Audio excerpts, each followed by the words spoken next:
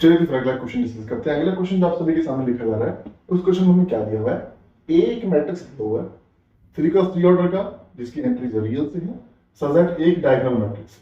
एक बात होगी। दूसरा, उसका कैरेक्टरिस्टिक पॉलिनोमियल हमें दिया हुआ, वो दिया हुआ हमें lambda cube minus 2 lambda square minus lambda plus 2। और ये देने के बाद हमें वो कहता है कि अब आप क्या कीजिए, एक बाइलिनियर फॉर्म डिफाइन कीजिए अपनी इस मैट्रिक्स ए को यूज करके। डिफाइन एज वी डब्ल्यू का जो आप सभी के सामने इनर प्रोडक्ट डिफाइन किया हुआ है, वो कैसे है? We transpose A and W, इस तरह से, जहां पे ए हमारे पास डायगोनल मैट्रिक्स दिया हुआ है।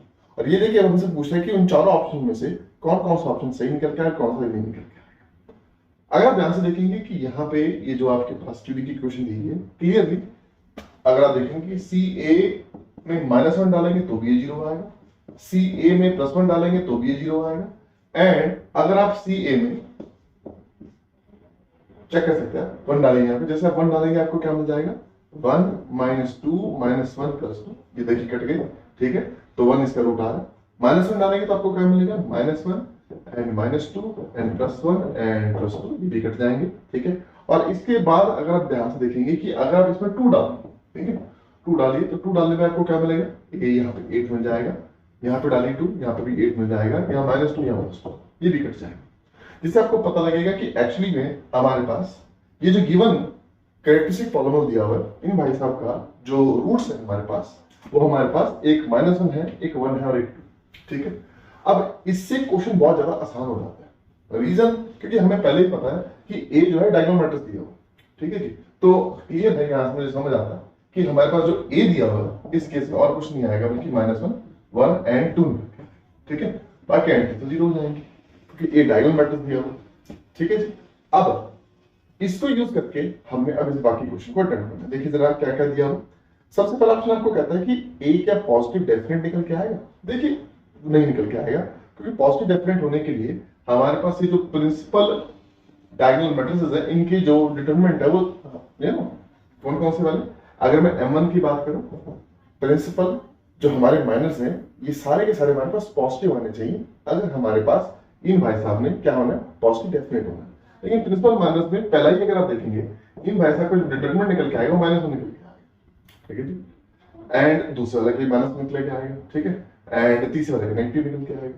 तो जिससे हमें पता लगेगा कि एक्चुअली में हमारे पास जो ए भाई साहब है, इस केस में इनका जो ये जो m1 है क्योंकि नेगेटिव निकल के आ रहा है, जिससे ए जो है आपके पास इस केस में पॉजिटिव डेफिनेट नहीं निकल के आएगा, ठीक है जी। तो पॉजिटिव डेफिनेट वाला तो काम हो गया। अब अगर मैं फर्स्ट ऑप्शन को यहां से कैंसिल आउट कर देता हूं, तो सेकंड ऑप्शन देखिए, सेकंड ऑप्शन आपको कहता है क्या ए स्क्वायर पॉजिटिव डेफिनेट आएगा? ये ठीक है। क्यों? क्योंकि जब आप ए स्क्वायर करेंगे तो आपको क्लियर है कि अगर ए एक डायगोनल मैट्रिक्स है तो ए स्क्वायर में क्या होता है कि जो डायगोनल मैट्रिक्स है इनका स्क्वायर हो जाता है। तो ए स्क्वायर मेरे पास और कुछ नहीं हो जाएगा बल्कि वो हो जाएगा 1 1 एंड 4 हो जाएगा, ठीक है। एंड क्लियरली ये सारे के सारे जो प्रिंसिपल माइनस है वो आपके पास पॉजिटिव निकल के आएंगे, जिससे हमें पता लगेगा कि एक्चुअली में ए स्क्वायर आपके पास पॉजिटिव डेफिनेट निकल के आएगा। दैट इज सेकंड ऑप्शन इस केस में बिल्कुल ठीक निकल के आएगा। फर्स्ट गलत है, सेकंड ठीक। थर्ड कहता है कि there exist a non-zero v in R cube such that v dot v is 0। देखिए अब हम क्या कर सकते हैं, यहाँ पे सिंपल जो v और v का जो इनर प्रोडक्ट है वो निकाल सकते हैं, ठीक है। कैसे? v को बस ध्यान रख लीजिएगा कि v1 v2 v3 आपने लेना, बाकी और आपने कुछ नहीं करना, ठीक है जी। तो आप v1 को यहाँ रखिए, v2 को यहाँ रखिए, v3 को यहाँ रखिए, अपना मैट्रिक्स ए ले आइए -1 1 एंड 2, ठीक है। उल्टा कर दीजिए, ठीक है, इसमें ऊपर कर, ठीक है, इसको यहाँ कर दीजिए, इसको यहाँ कर दीजिए, थोड़ा सा सिमेट्री बन जाएगा कुछ। 1 -1 एंड 2 हो जाएगा, ठीक है। यहाँ पे v1 v2 v3, ठीक है। इसे आप निकाल सकते हैं, चलिए यार निकाल लेते हो, ठीक है।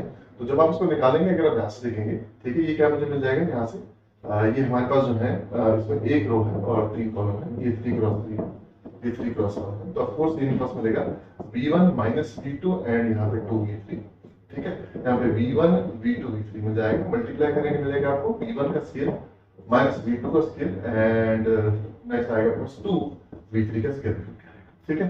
तो इससे हमारे पास एक्चुअली ये फॉर्म निकल के आ रही है। ऑलराइट, अब इस फॉर्म से हमें क्या देखना है? देखिए थर्ड ऑप्शन में कहता है क्या ऐसा कोई नॉन जीरो v है जिसके लिए v डॉट v 0 हो जाएगा? हो जाएगा। कैसे? इस केस में आप क्या लीजिए, v को ले लीजिए 1 1 और 0, मतलब v1 ये v2 ये v3, तो इसको यहाँ डालिए 1 हो जाएगा, इसको यहाँ डालिए -1 हो जाएगा, इसको यहाँ डालिए तो आप देखेंगे 2 × 0 0 हो जाएगा, तो ओवरऑल ही 0 हो जाएगा। क्लियरली एक नॉन जीरो चीज है जिसपे v डॉट v जो है वो 0 निकल के आ रहा है, जिससे आपका थर्ड ऑप्शन ठीक निकल के आएगा, मतलब इस केस में थर्ड ऑप्शन ठीक है। नेक्स्ट वो कहता है कि रैंक ऑफ ए 2 निकल के आएगी, ये तो सरासर गलत है क्योंकि हमें दिख रहा है कि डिटरमिनेंट ऑफ ए है वो नॉन जीरो निकल के आ रहा है, तो रैंक 3 निकल के आएगी। तो इस केस में सही जवाब आपके option number 2 and option number 3 हो जाएगा।